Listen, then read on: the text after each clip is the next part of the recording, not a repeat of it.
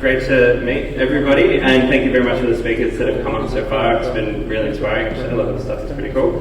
My name is Hodgkins. I'm the CEO and co-founder of Matrak, and I'm going to be talking to you about supercharging BIM with your connected supply chain.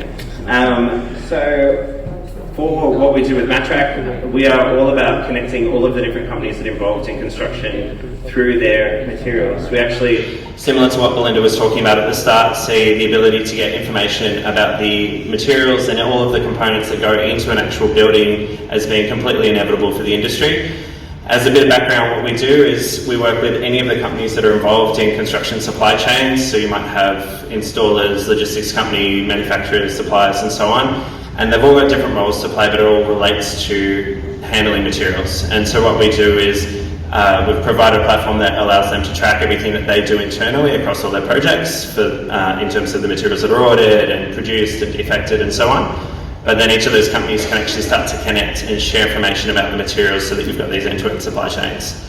And to give a real example, you might have a manufacturer that's using it to track all of the products that are going through their production line and how they're getting packed and how they're getting QC'd, and then they can use that for their projects. But if they choose to connect with an installer that's on the platform, suddenly the installer can see what materials are actually coming and what's going to be available, and similarly the manufacturer can see what's been installed, what defects there are, and handle reorders.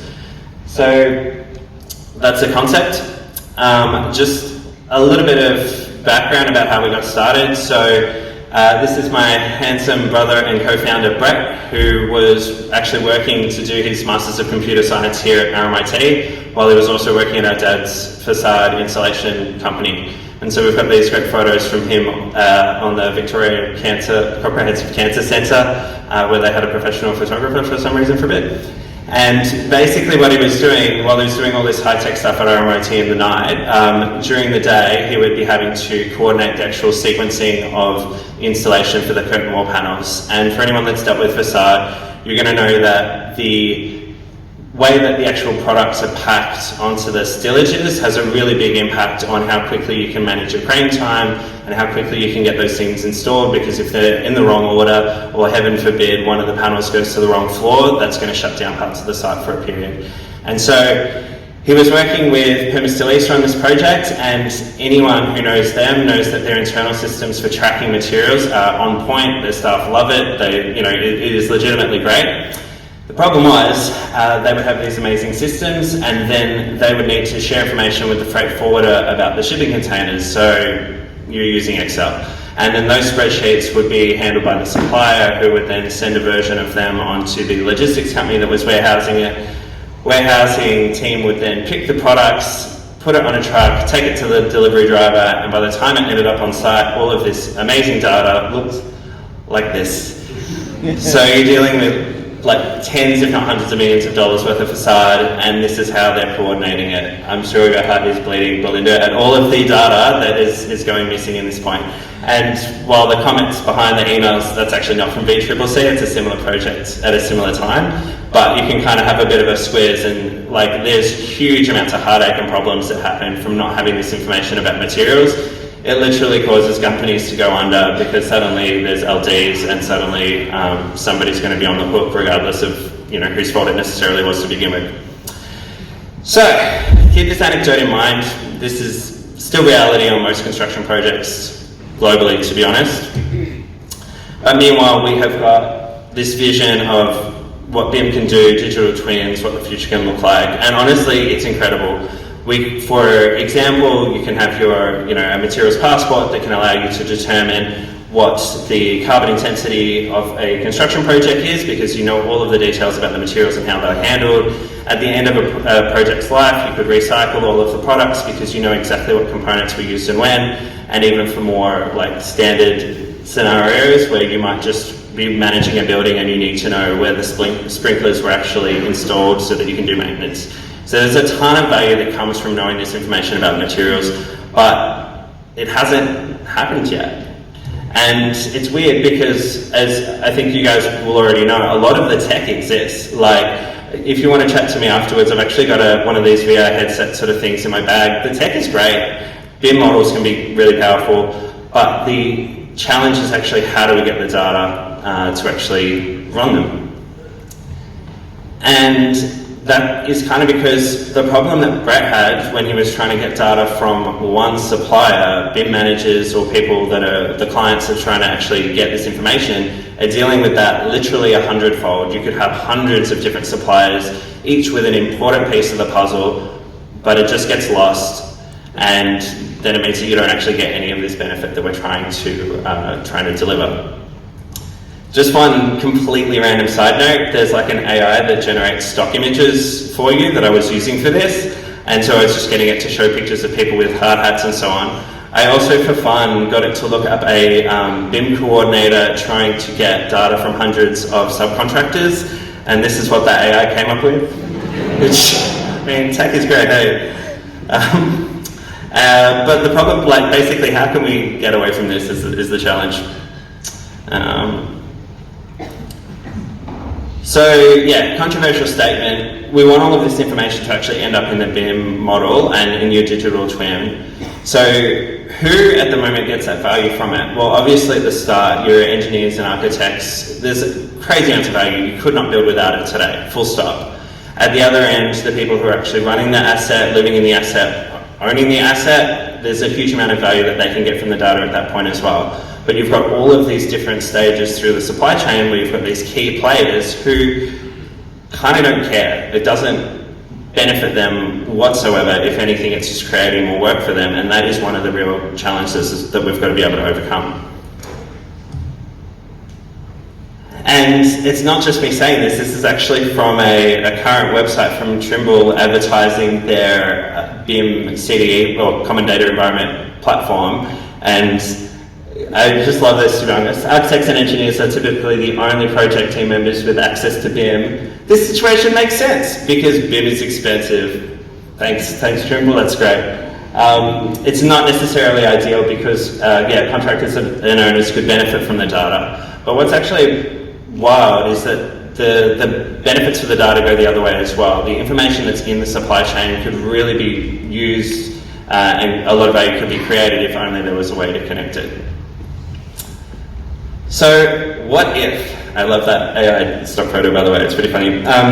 So what if you could actually get this information from the supply chain? What would that mean?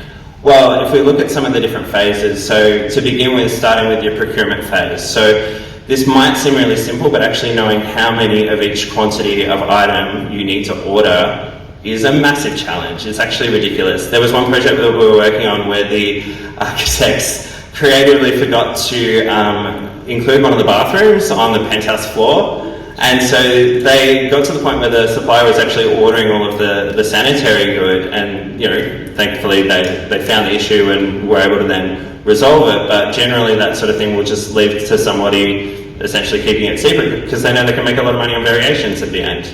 And one of the other projects that we're on at the moment, Queen's Wharf, you've got like 4 different architects, literally hundreds of suppliers, and the time constraints around getting everything together is massive. And so when you're dealing with so many different revisions of the project, having that information from the suppliers feeding back into the model so that you can actually assess, is this correct? Or if not, what are we going to do about it, is really key.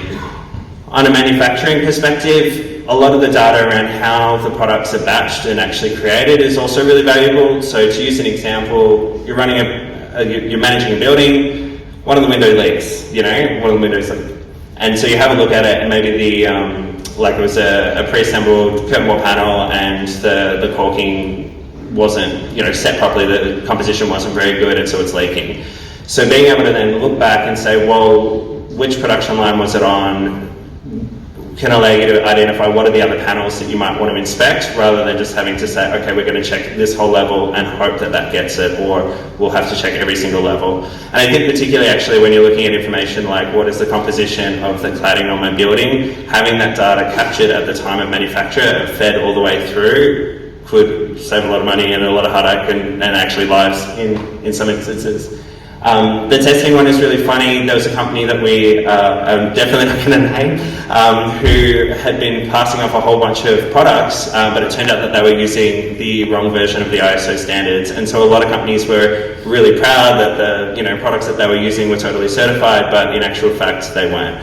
And so again, having information about what tests were run put back into the model so that the engineers can actually assess, well, these ones were done, and even though they were using the wrong standards, it still fits within conformity, so we know that it's fine to keep. Those are some of the critical pieces of information.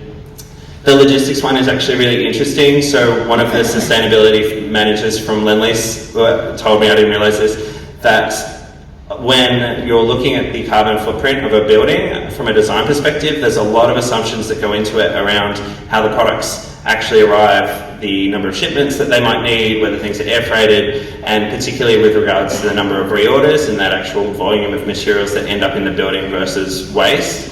And all of that is just based on guesstimates, to be honest. And even for someone within Lendlease, they really struggle to be able to get the data on what actually happens on their actual job sites, because maybe they've got additional leeway, or maybe they need to be more careful, but just getting that data would make a huge difference. And then finally, where the things end up, so that you can combine all of this information about the life cycle of those materials with its physical resting point in the building.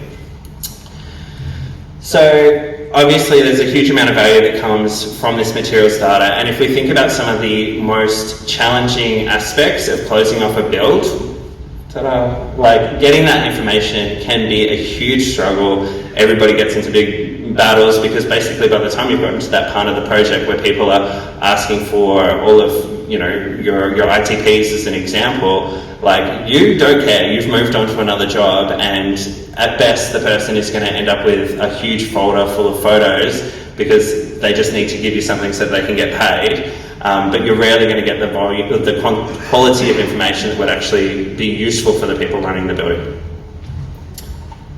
And essentially this is the reason for the problem. Similar to what Brett found, we've got lots of different silos between all of the different stakeholders because they all have their own ways of running projects. Understandably, they're all running their own businesses, with a whole range of different clients. A lot of them have been running for many, many decades and are pretty comfortable with how they're working. But also those silos often exist within companies. To think of that Lendlease example, if you're looking for that logistics information, in theory you could go to site, you could go to the people that are managing your cranes, managing your procurement, you could get a lot of this data, but even within those organisations there's this real lack of visibility about what's going to be useful in that final digital twin at the end, and then what steps can be put in place to get it there. And it's actually kind of crazy that we're still at this point. Versions of BIM have been around since the 60s, and I mean, who was even alive in the 60s? I mean, the fact that it was being used for actual construction in 1986 is wild, and yet for most of the projects that you guys are going to be working on, or all of us are working on, this information just doesn't exist. So this is what I think the solution is. Essentially, rather than waiting until the end of a project and then getting some cadet to yell at hundreds of subcontractors to try and get different pieces of information, and then hoping the client will be happy with whatever you can capture. Instead, we've got to look at ways that we can actually be progressively capturing this information during the build phase. Not only is that going to mean that you are able to identify issues proactively and potentially find some more efficient ways to run your projects during the projects, but it's going to be a lot cheaper for the people involved, and you're going to get a lot better data accuracy. So that seems pretty simple. And so what are some ways that you could actually get this progressive data capture to happen? So, I mean, obviously you could look at integrating with systems that already have that information. Basically, where are your subbies working? What are the things that they care about? How are they capturing this today? And so Excel is the default for pretty much everyone, except for the guy with the paper, delivery dockets. And so there are systems available. Mortar.ai is actually one that is pretty cool, where they set up all of these automated workflows to capture all of this information from different Excel spreadsheets from your subcontractors. They can run it through rules and feed it into your model so that it's accessible for the digital twin. That being said, there's obviously companies like Matrak, myself, that are working directly with all of these subcontractors and have a lot of this live information that can then be integrated into your systems too. And then, sorry, my notes are not on my screen. Yeah, and then honestly, if for some projects it does make sense to get information managers that can actually consolidate this data from all of the different sources, but we don't really see it a lot in Australia, to be honest. Second key part, this is like the easiest win for everybody, is just to set expectations, whether it's with your subcontractors or with your colleagues, about what's actually going to be needed for the project. For some of the projects that we're running with Built at the moment, they've seen huge changes just by the fact that when they provide a model, they've already put IDs for the different materials that are being tracked, and they tell the subcontractors, hey, this is how we're going to refer to this particular item. And so suddenly every single company along that supply chain, any data that they're capturing is going to be related to the same material. It seems really simple, but it's actually wild that you really rarely see that.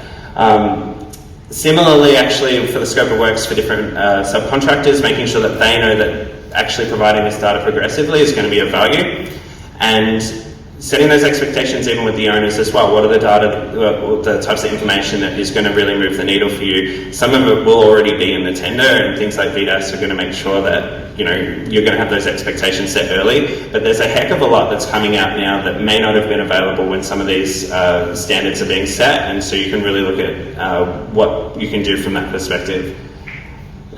Once you know some of this information about the nice to have data, actually work with the subbies to try and incentivize them to provide this. A lot of these people are legitimately excited about the buildings that they're building, and they're collecting all of this information, and you should see their spreadsheets. And if they're able to then know that that's going to be helping the client, they're going to be really passionate about providing that information. But at the moment that data's not there, and they're not really incentivized to even think about providing that. And then lastly is actually just talking to your colleagues. It's almost on every project that we work on where there'll be some people particularly that will be working directly with the clients who'll be wishing that they had access to this information that would change the world if we had it, not knowing that there's a lot of people within their organisation that are looking at it daily, but they just don't realise what value it would make to the other people in their company. So hopefully, with all of that, we can finally get to the vision of what digital twins really can be. One of the things that we are doing ourselves to try and connect the dots is we've recently just announced a partnership with IMBI. IMBI are basically the company that got ACOM to where they are today, and they are a bunch of BIM consultants that do a whole range of different digital delivery for large construction companies. And so what is really helpful is that they're able to take a lot of the supply chain data that we're already capturing and making sure that it gets the right visibility with the clients, and vice versa, that the work they're doing directly with the owners and developers can then be fed back to what we're working on with that supply chain to help thread that needle. That's pretty much it. Thank you guys very much for your time. Our details are there. It's matrak.com. Definitely feel free to have a chat afterwards, and thank you very much.